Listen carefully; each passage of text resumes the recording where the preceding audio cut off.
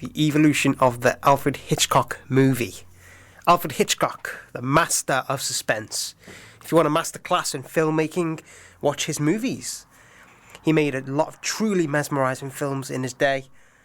And before I start, if you do love movies like I do, check out my radio page. I do movie specials. I've even done a Hitchcock special, which I thoroughly enjoyed. Links are in the description below. If you'd like to give my Facebook page a like, I will be over the moon if you do so. When we're talking Hitchcock, we have to go right back to the early days of British cinema, with his first picture, number 13, which was unfinished in 1922. Gainsborough Pictures obviously were involved. Always Tell Your Wife, a short film that was after, and he wasn't credited for. The Pleasure Garden, 1925, was Hitchcock's first proper release, official release anyways. While one chorus girl is unfaithful to her fiancé, another marries a man who eventually betrays her. Based on a novel by Oliver Sandys, The Mountain Eagle was next, which does sound like a classical piece of music, but it was another film by Hitch. The film was mostly produced at the Elmke Film Studios in Munich, Germany, in autumn of 1925. This would be down to the influx of German Expressionism, which heavily influenced a lot of directors in that time. The next film, the third film in his life, personally I think this is one of his top 10 best movies of all time. I put this next one, The Lodger, in at number 7 in my top 10 Alfred Hitchcock movies list. Now, we are going far, far back with this one. Before talkies, before colour, before CGI, all they had was a pocket full of dreams and German Expressionism. My favourite Hitchcock British film by far, we get to see early Hitchcock. One of the first Hitchcock blondes, love triangles, camera angles, and early intense scenes, which he used so frequently in his big American blockbusters. Ivor Novello is in this film, the great Welsh actor. He's why we have the Ivor Novello Awards. Many a memorable scene in this one. The one that sticks out in my mind is the see-through flooring scene. The camera is up shooting at the ceiling and it's see-through. You can see the lodger walking around it. I love it. It's so innovative as well. The synopsis: a landlady suspects her new lodger is the Jack the Ripper style murderer killing women in London.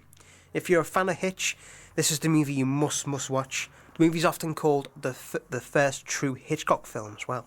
The Ring, 1927, was after, not the Japanese horror film you may be thinking of, but a boxing film before we had Raging Bull by Martin Scorsese or Rocky with Sylvester Stallone, but a movie from the 1920s that I actually did a bit of my university dissertation on. This was Hitchcock's first attempt at producing an original story and screenplay. The plot centres on a love triangle between one round Jack Sander, a fairground boxer who takes on all contenders in a travelling carnival, his fiancée Mabel, and Bob Corby, an Australian boxing champ. This movie had a big influence from Soviet filmmaking, especially the fairground montage with its Eisensteinian editing. The same year, Downhill was released, called When Boys Leave Home by American audiences. This film also stars the fantastic Ivor Novello. The Farmer's Wife. In 1928, British silent romantic comedy film. The title always makes me laugh. Thank you, Farmer's Wife.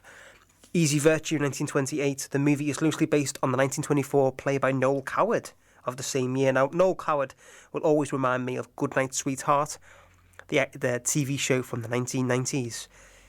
The film Champagne, 1928, starred Betty Balfour and was about a young woman forced to get a job after her father tells her he's lost all his money. The Manxman, 1929. The film is based on a popular 1896 romantic novel, The Manxman by Hall Caine. It was the last silent film Hitchcock directed before he made the transition to sound film with his next film, Blackmail. Blackmail is about a London woman who was blackmailed after killing a man who tries to rape her. It became the first successful European dramatic talkie. What sticks out in my mind is the chase that leads to the British Museum. We have so many beautiful shots. The film even uses the Shufton process, a special effect used before blue screen. I'll add an image so you understand what the process is as well, because I was a bit unfamiliar with it a couple of years ago. The Shame of Mary Boyle, 1929, was released, often called Juno and the Paycock.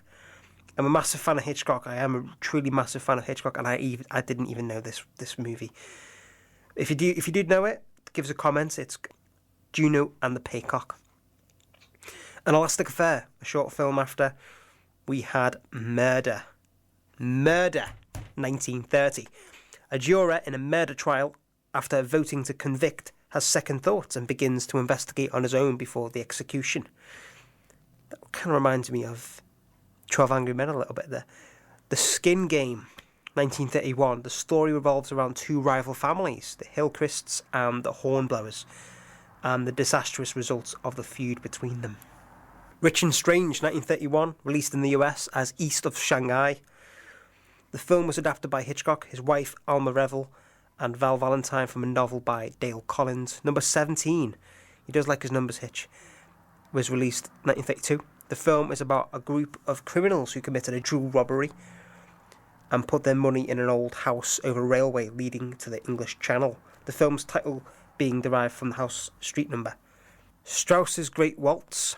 The Great Waltz is a 1938 American biographical film based very loosely on the life of Johann Strauss II, the Austrian composer. The Man Who Knew Too Much, 1934, starring Peter Lorre, Leslie Banks, Edna Best. Peter Lorre is known for Casablanca, Arsenic and Old Lace. You gotta love Arsenic and Old Lace. A man and his wife receive a clue to an imminent assassination attempt, only to learn that their daughter has been kidnapped to keep them quiet. A lot of people know the remake more, but we shall go into that a bit later. Another hard hitter with The 39 Steps was released in 1935. The film is about an everyman civilian in London, Richard Hannay, who becomes caught up in preventing an organisation of spies called the 39 Steps from stealing British military secrets. The famous wrong man trope being used here stars Robert Donat, not Donut, Robert Donat, Madeleine Carroll, and it's highly respected in the film industry. Peter Lorre is back in The Secret Agent. After his supposed funeral, a British spy pairs up with another agent in Switzerland, where they're sent to kill an enemy agent. Sabotage, 1936, known for the very intense delivering the bomb segment. In 1937, Young and Innocent, which has a more famous scene, I would argue, particularly brilliant scene. We know of the killer only by one tiny detail, that he has a nervous twitch in his eye. The scene is stunning. It's notable for an elaborately staged crane shot Hitchcock devised towards the end of the film, which identifies the real murderer. Our friends over the pond call this film The Girl Was Young, by the way. The Lady Vanishes, which stars Margaret Lockwood and Michael Redgrave, released 1938. While travelling in continental Europe, a rich young playgirl realises that an elderly lady seems to have disappeared from the train. Jamaica Inn, 1939, starring Maureen O'Hara and Charles Laughton, who Hitchcock ding on too well with, it's been said.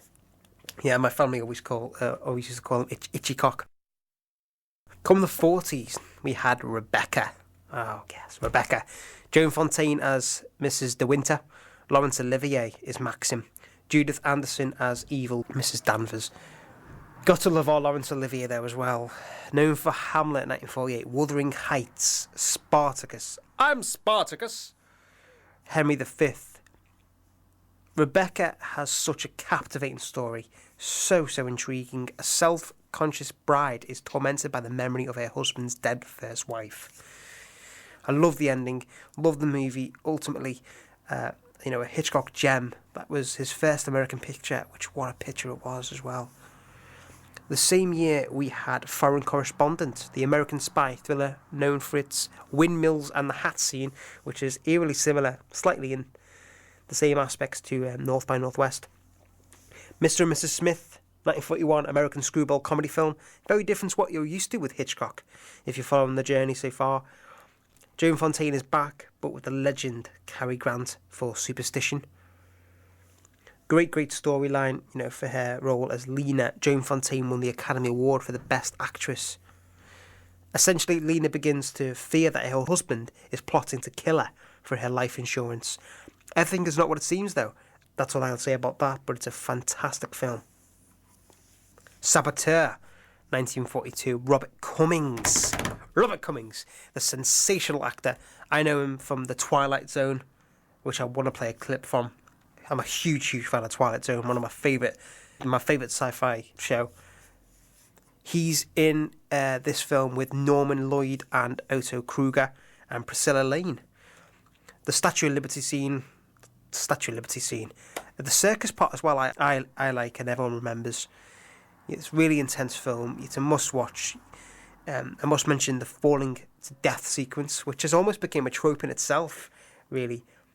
It's similar to Alan Rickman's character in Die Hard falling from that rooftop. Can't beat the Statue of Liberty scene. Shadow of a Doubt, 1943, starring Joseph Cotton as Uncle Charlie. A young woman discovers when visiting Uncle Charlie that he may not be the man he seems to be.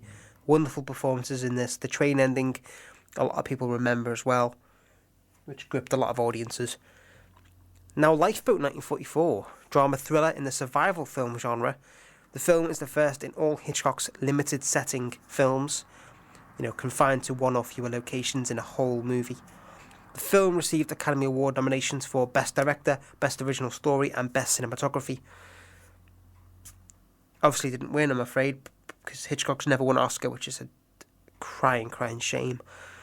Several survivors of a torpedoed ship find themselves in the same boat with one of the men who sunk it.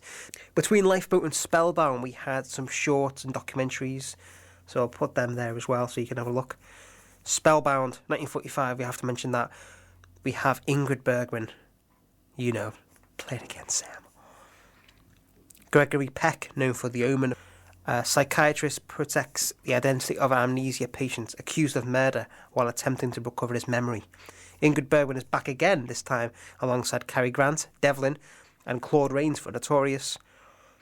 A woman is asked to spy on a group of Nazi friends in South America. How far will she have to go to ingratiate herself with them?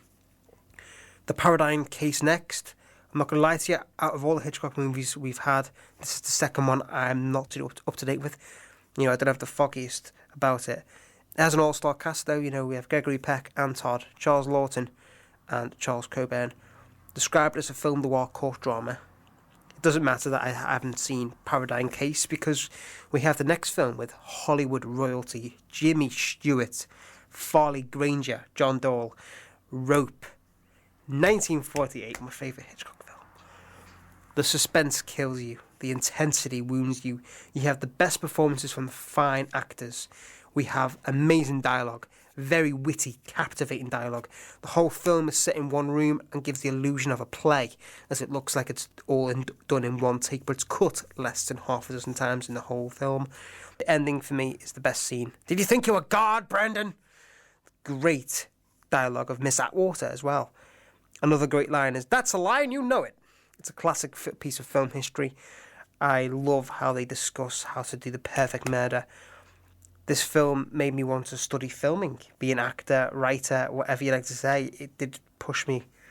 The synopsis: two young men strangle their inferior classmate, hide his body in their apartment, and invite his friends and family to a dinner party as a means to challenge the perfection of their crime. The film was banned in a number of American cities because of the implied homosexuality of Philip and Brandon, which is a shame. Alfred Hitchcock's first colour film, need I say more than that? Under Capricorn, 1949, Ingrid again, Joseph Cotton again. A young gentleman goes to Australia, where he reunites with his now married childhood sweetheart, only to find out she has become an alcoholic and harbours dark secrets. Come the 50s, off the bat, we had Stage Fright, which kind of fell flat next to the one and only Strangers on a Train, 1951. Not many Hitchcock buffs would rank this film as high as I would, but I simply love it. I really, really do. From the first image you see to the last, from the very start, where we just have close-ups of shoes walking around, at a busy train station. All types of different shoes to show class and character. The catharsis that we get at the end of the film as well. Now, the plot. This is a you kill my enemy and I'll kill yours plot. The original one. This one goes awry. Farley Granger, another terrific actor, plays Guy Haynes, the tennis pro. Robert Walker plays the evil Bruno. The two actors' chemistry in this film, the camera work again is perfect. A lot of influence from German Expressionism again. Just so clever, the cinematography. It's an underrated gem, I personally think, and one of my Hitchcock favourites. I confess, 1953, a priest who comes under suspicion for murder cannot clear his name without breaking the seal of the confessional. Influence from Hitchcock's religious upbringing, I guess. Not as good as the next one, though. I'll set the scene. Picture this. Grace Kelly. Robert Cummings. A pair of scissors. A telephone. An evil husband. I'll say it now. It's Dial M for Murder. The title used many, many times to pay homage to it. Similar to The Man Who Knew Too Much in that respect. Classic movie here. An ex-tennis pro carries out a plot to murder his wife. When things go wrong, he improves a brilliant plan B. Brilliant film, impeccable. Dial M for Murder. Speaking of impeccable and the gorgeous Grace Kelly, who I actually think I may have fallen in love with her many, many times in this next film, Rear Window. Let that sink in. Rear Window. Now here are the big guns, and I mean big guns. It's insane how influential it is to cinema, but it's influential for all the right reasons. The subjective perspectives, the drama, the voyeurism, the characterization. It's simply masterclass. You have Jimmy Stewart sitting in a wheelchair, his leg in a cast. A photographer spies on courtyard neighbours and sees a murder.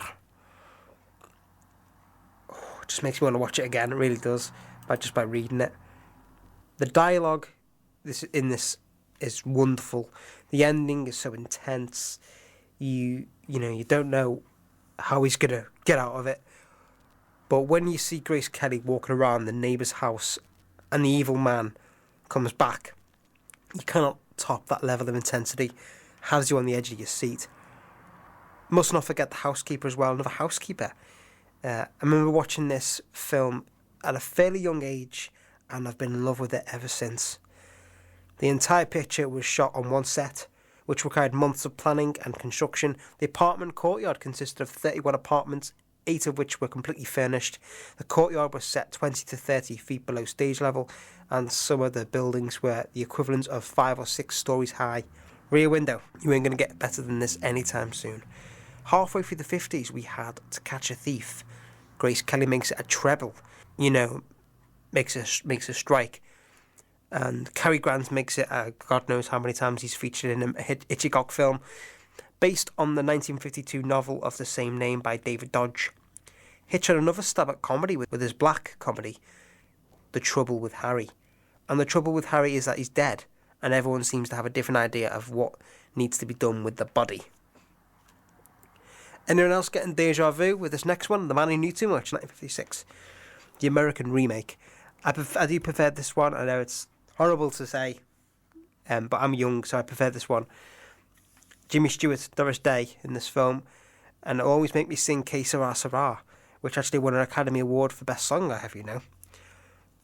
The Wrong Man, 1956, which does exactly what it says on the tin with regards to the famous trope. Henry Fonda, Vera Miles in this one, The Wrong Man. Pray silence for the next one. Vertigo, 1958. James Stewart again makes another appearance here as Johnny, with Kim Novak playing Madeline and Judy. Voted one of the best movies of all time by just everyone, really. The thing that gets me about this movie is you have to watch it twice to fully understand it. And on a second viewing, you find more information, and it's like you're watching a new film altogether.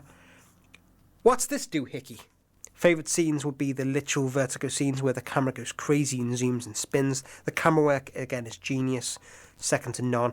Many more scenes to talk about with Gavin and Johnny and their dynamic together. Johnny and Madeline, and even Johnny and Midge, and their cute scenes together. I always say he should have gone for Midge. I would have personally gone for Midge. You can go into so much detail with this film. It's rich with film theory, characters, nuances, and mystery. I must mention the music as well. The perfect score by Bernard Herrmann. The dream sequence. It's got it all. Just lots. There's a reason it's so high in the list of best films in the world.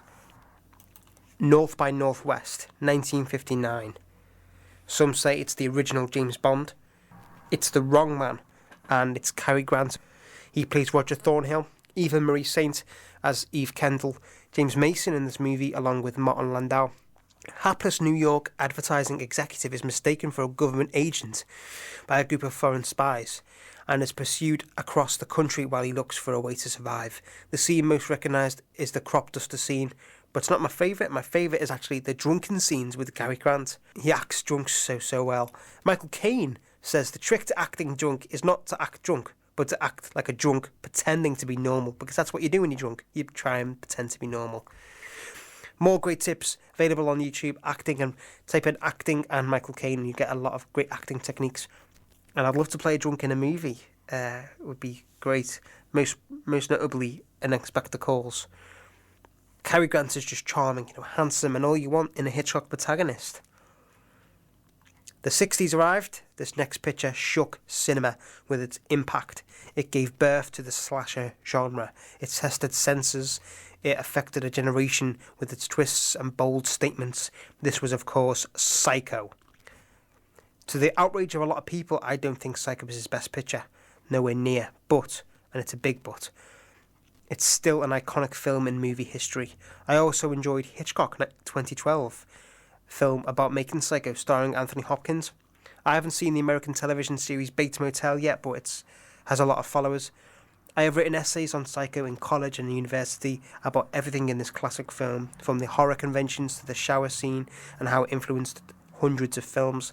Bit of trivia for you, I actually did my dissertation on Alfred Hitchcock and how he shaped cinema, but that's another story. Cast: Anthony Perkins, Janet Leigh, Vera Miles, Pat Hitchcock's daughter. If you want a history lesson in cinema, do check it out. We must talk about Alfred Hitchcock Presents, which started in 1955 and ended a year after Psycho in 1961. Lamb to the Slaughter, 1958, being my favourite story from this collection. The Alfred Hitchcock Hour as well. The Birds arrived, or should I say the Birds landed, in 1963. Tippi Hedren plays Hitchcock's blonde female, Melanie. A lot of people have talked about how Hitch and Tippi didn't really get along on set. A lot of controversy with their relationship. But it also had Rod Taylor as Mitch.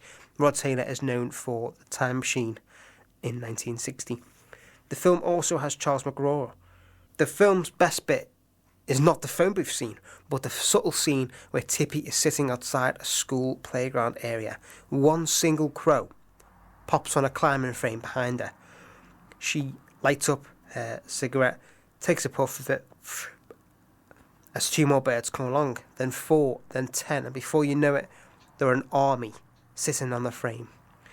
She follows one crow flying through the sky and it lands on the climbing frame behind her, and it's full of crows. Everywhere, and I mean everywhere. What adds to the creepiness is the song the children are singing. The butter came out a grizzly grey, ristlety rustlety, now, the cheese took legs and ran away, ristlety rustlety, hey donny dustlety, nickety nackety, retro quality, wibbly wobbly, now. I'll say that again. The butter came out grizzly grey, ristlety rustlety, now, the cheese took legs and ran away, ristlety rustlety, hey donny dustlety, nickety nackety, retro quality, wibbly wobbly, now. Chilling. So chilling.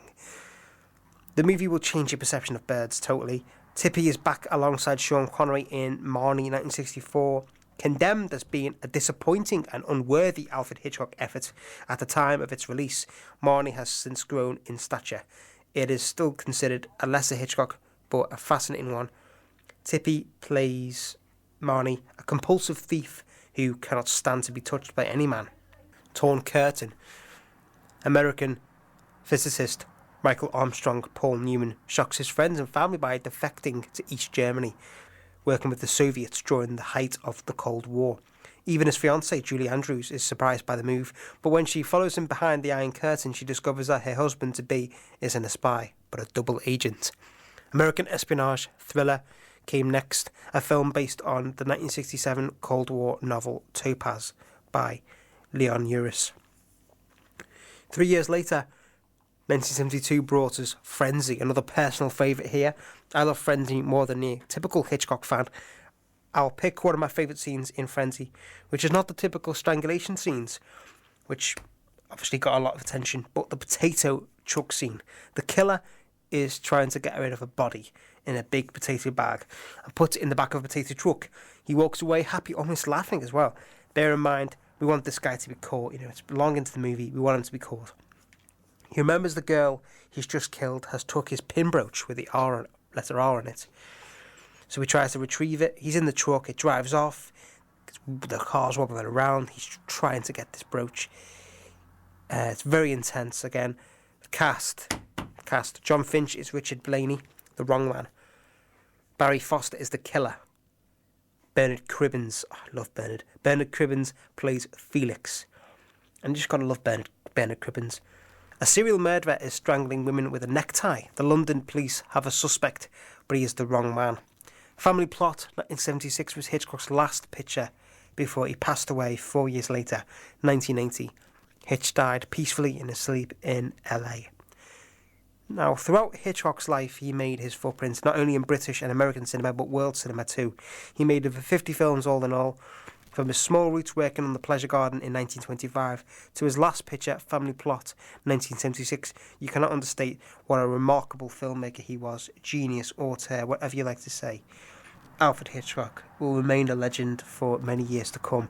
I hope you enjoyed this video. Thank you so much for watching till the end. It means an awful lot to me. If you do like the videos I make, you may also like my radio shows. The links to my radio shows and the pages you can contact is below. You can also like my Facebook page below. That'll be absolutely super. Thank you.